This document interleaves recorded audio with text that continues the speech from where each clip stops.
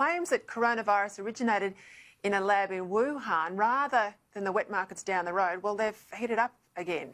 As our government continues to push for an inquiry, the President of the United States, Donald Trump, claims he's now seen evidence that the lab theory is true. And my question is, have you seen anything at this point that gives you a high degree of confidence that the Wuhan Institute of Virology was the origin of this virus? Yes, I have. Yes, I have. And I think that the World Health Organization should be ashamed of themselves because they're like the public relations agency for China. I'm joined now by Sky News host of Outsiders, Rowan Dean in Sydney. Well, the mighty magnets, Rowan, they might want to know where this virus came from, but I reckon the rest of us do, including the US President. What's your take on Donald Trump's comment today? Yeah, I think it's fantastic and good on him for speaking out and not being afraid to pussyfoot around the issue, which is a key issue. Let's just remember, Peter, that first of all, we had the World Health Organization, I think it was back in January, or might have been February, saying, no, there's no human-to-human transmission. And of course there was. So they're a discredited organization. Donald Trump is right to shame them.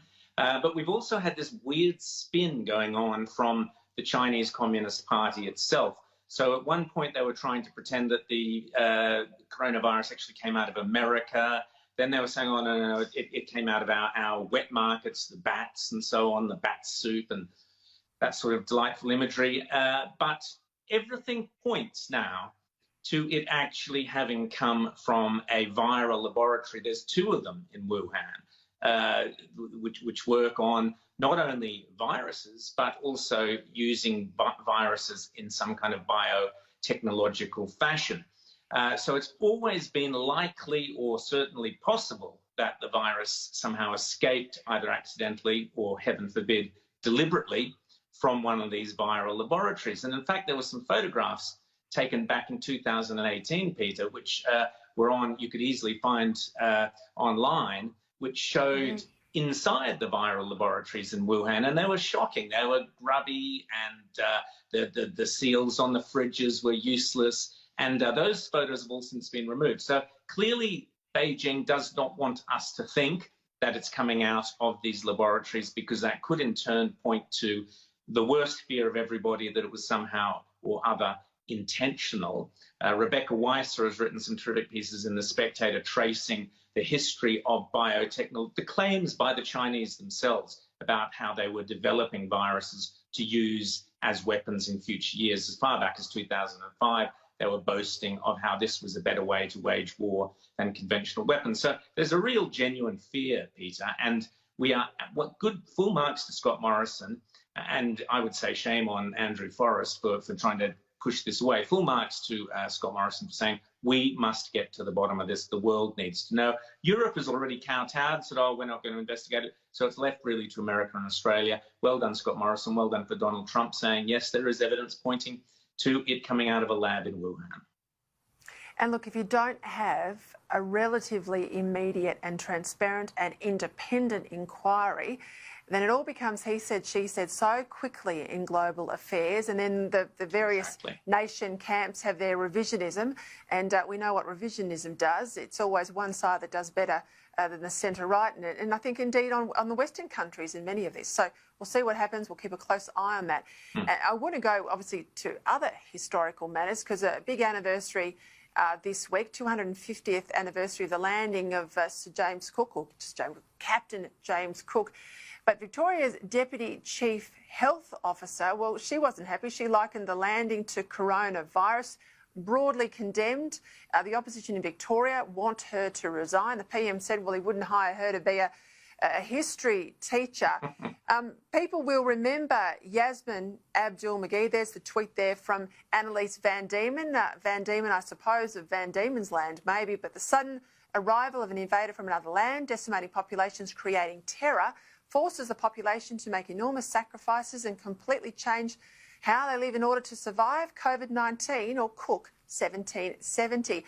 Well, Yasmin Abdul-Magee, you'll remember her well. She is the left-wing activist, author, and, you know, all of that. I could go on.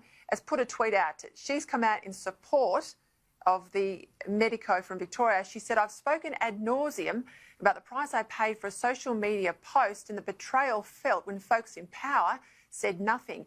Folks have since said they're sorry. They wouldn't want that to happen again. Well, I sense an opportunity for people to come through. History needn't repeat itself. Well, mate, history doesn't have to repeat itself, but history actually has to be accurate in the first place. Yes, Yasmin Abdel-Magid, I don't know if she's finished her 6 months on taxpayer-funded expense living the life in Paris. I hope she's enjoyed it and written the book or poems or whatever she was going to write on our money. There's a big misunderstanding here, Peter. We've seen articles written by various commentators who should know better saying, oh, this is a free speech issue. How come people get upset when Yasmin or this Dr. Annelies van Diemen speak out? Surely that's just free speech. Utter nonsense. Let's go to the facts, first of all. What Dr. Annelies van Diemen says, and I love the irony, as you pointed out, of the name, she is in charge of deciding the livelihoods, the economic livelihoods, the health of the entire Victorian public. That's a lot of people, a lot of lives, a lot of livelihoods at stake on decisions she herself makes. Now, for the public to have trust in health authorities and public health authorities, they must believe that they are intelligent and knowledgeable. Now, this tweet of hers shows extraordinary, let's face it, stupidity. You can say it's a political statement. It's not a political statement. James Cook did not induce any terror. He did not induce decimating populations. You can argue that maybe further on, after Captain Phillip and settlement and so on, there were some dreadful incidents that occurred. Absolutely, we acknowledge those, and they are part of our history, and rightfully are pointed out. But there is nothing James Cook did that anyone is aware of, apart from perhaps one bit of gunshot that might have hit one bloke's leg, but that's not the definition of terror, and it's certainly not the definition of decimating a population. So she's factually wrong, and yet she's in a huge position of authority paid for by the taxpayer. It would be like me going in for some kind of major operation, and they say, well, the doctor's not here, but we've got the plumber.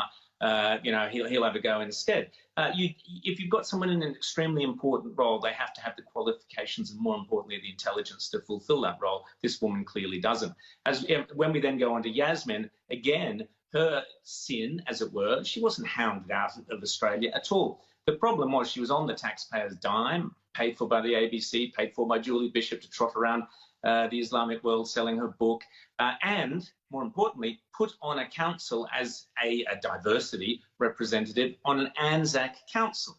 And in that role, or shortly after that role, she then tried to compare Anzac to Manus and Nauru. Again, stupidity and unacceptable. Yes, they shame us all, I tell you, sometimes. The lack of history understanding by people in senior positions who have got, great big long titles next to their name. And this is basic stuff that any Year 9 history student should understand and know off by heart. And if you look at the age of entitlement, Cook's orders, indeed, from the King, they're about as good as you can get in terms of Absolutely. A country like Britain at that time, wanting to live in peace and amity. I know they were Phillip's orders, but they are not dissimilar to Cook's orders, with native populations around the world. It was a wonderful period in many respects of discovery, a period I think we've lost of curiosity. I tell you what, I will remember Dr. Annelies van Diemen's name. I'm sure she's going to turn up on a ballot paper for the left somewhere, perhaps God, the Greens. We'll see. I want to ask you, Eden Monero, it's confirmed today that there will be a three-cornered contest. Now, there's no doubt in my mind John Barilaro will run for the Nats. It's likely Labor will choose that local mayor, so prominent in the bushfires, and the Libs will have to put someone up. Now, what do you think it's going to happen with a three-cornered contest? Is that a risk that Labor could win or more votes for there is a risk of that. I would just like to see John Barilaro running for it. I think he deserves to win. I think the Nationals need his talent in the federal parliament. I don't really see the point in Jim Molan jumping out of the Senate and risking everything in that seat. I think it should be Barilaro, and I believe he would win it easily. Yeah, look, I think some of the forces that didn't want Jim Molan in the Liberal Party to return to the Parliament may well be picking up the phone, encouraging him to run here. So let's hope he stays where he is. I think he's doing a great job.